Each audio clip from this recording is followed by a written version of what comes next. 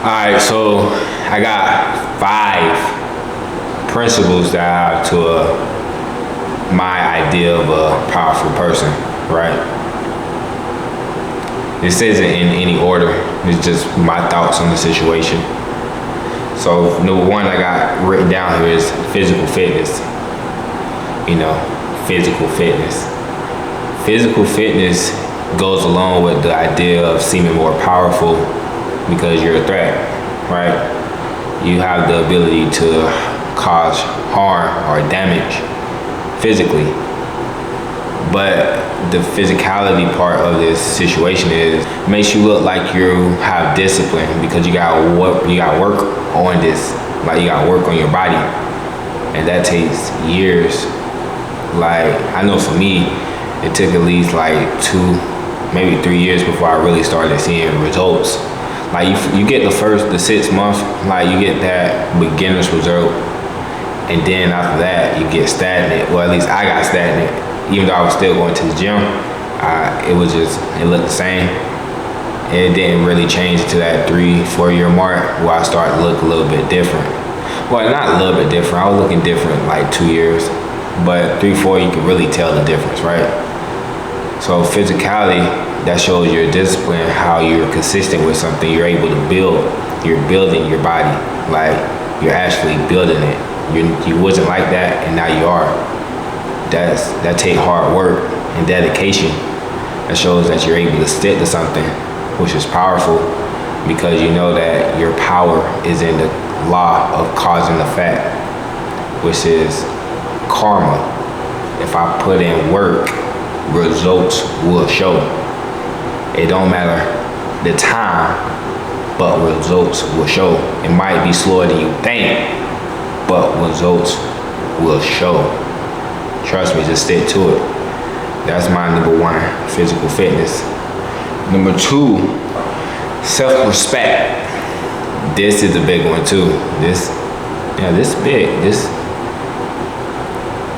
Self-respect over physicality to me. Like, I could say that because the way you see yourself is how other people are gonna see you to a degree, right? So if you see yourself as a strong-minded, strong-willed, I'm gonna get to point B from point A type of person, people move out your way because you seem undeterred, like you know where you're going. Like I remember at my old apartment, is this old lady up front. She used to call me her boyfriend, and when I had a girlfriend at the time, she used to call her girlfriend. Like she was cool people, but she used to say every time she see me walking fast, she always gotta be like she on her toes type shit. Like she gotta be, cause she cautious, not because I'm finna do something crazy, but because she know that I gotta get shit done. Like she see that, even though she don't know nothing about what I gotta do, she just see me walking fast. She see that, and what I'm saying is that other people are gonna see how you carry yourself, and that's gonna determine how they treat you in return, which is a big part to your success in life and being viewed as powerful. Because like I said, you just seem like a rock, like you're not moving your stance, you're going to where you want to go, and people admire that in other people, that strong-mindedness. People like strength, like I've been saying. This is just another it's like a different aspect of strength. Like the physique, that's obviously brute strength, but self-respect, that's more mental strength, because you gotta go through traumas and PTSDs in life. Like shit not gonna go your way all the time. You gotta be resilient, strong-minded to go through those and to bounce back better and do better and still see yourself in a high regard even when you're low. That takes discipline too. That takes hard work. And that's my number 2. But even though I think that's more important than physical, like the aesthetic, you feel me? What I got? So number 3 I got here is the ability to think for oneself. This one is huge too. They all huge, but this one huge too. I remember being young and my dad keep telling me that you gotta think for yourself. Like that was something that he always enforced in me, is to think for yourself. And I see why with this world. It's a monkey see, monkey do type of environment. Like it's the study that I heard. It was like they put monkeys in a cage, and if a monkey tried to reach up and get a banana, it would shock him. I think it was on Brandon Carter. I watched Brandon Carter too, so I think he was talking about it. But how if a monkey would reach for the banana above the cage, it would shock him.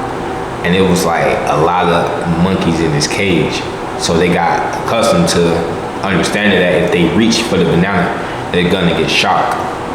They associated it with that.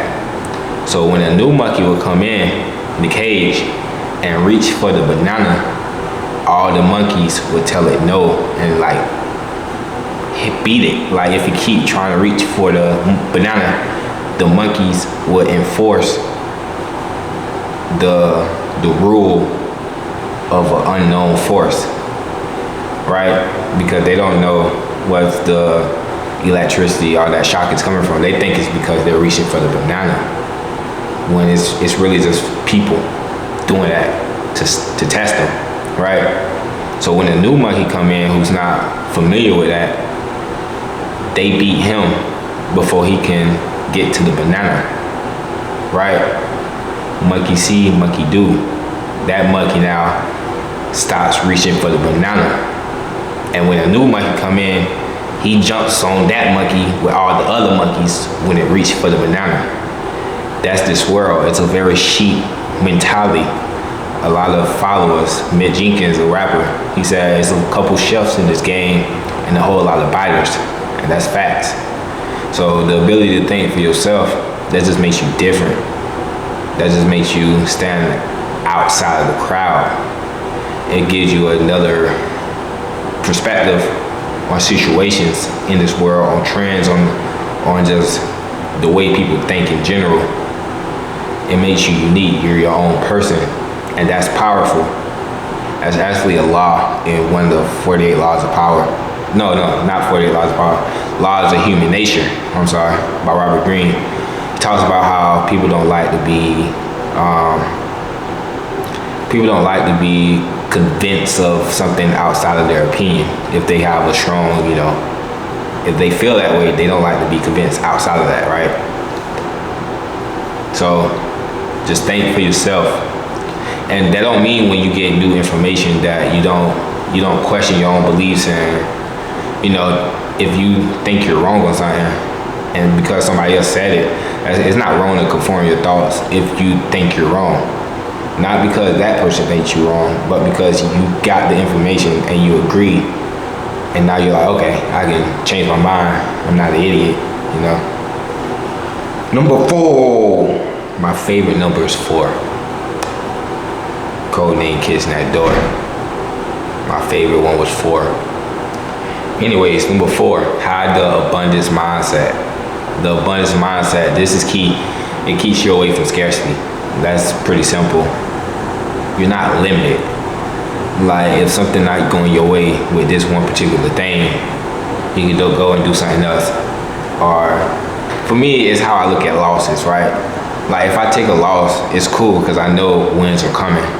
As long as I stick to the script, wins are coming, because that's the power of karma, law of cause and effect, consistency. Results will show. So the abundance mindset is knowing that it's ways to get to where you want to go, right? It's not just one way. You can go that way, you can go that way, you can go that way, you can go doom, you can go zigzag. It's many different ways to get to where you want to go. And that comes with the abundance mindset. If you got a scarcity mindset, you thinking like short,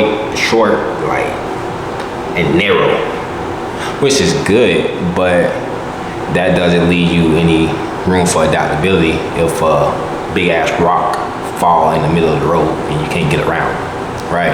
You're stuck. That's the abundance mindset, adaptability to any situation that you might come across. That's number 4. The fifth one, this key. I might make another video on this one. Emotional control. Powerful. That's very powerful. Knowing that nobody can play with your emotions, you can't get riled up and make a decision based off your emotions that you're gonna regret. It gives you a ability to see from a different perspective, right? Like, just because I'm mad, I don't gotta act mad. I can see why I'm mad. You get to the root of it. Like, you get to the root of the problem. And if anything, that triggering is just letting you know that there's something that's off, right? You can feel that and internalize it and then dig into your root to see where that's coming from, where that feeling is coming from, right? And you can do that with any emotion. It's just not mad, happy, love, fear. Emotional control just helps you navigate through life because you're gonna come across triggers. Like I said, everybody got traumas and PTSDs that they don't talk about, right? Not everybody goes to therapy. So everybody should learn emotional control because everyone's going through something. And that emotional control is going to prevent you from making emotional decisions. You need that emotional control to go through life because it's going to push you through the bad times. Life is not always happy-go-lucky. That bit get dark like the web. So you need that emotional control to, like I said, just push forward to overcome.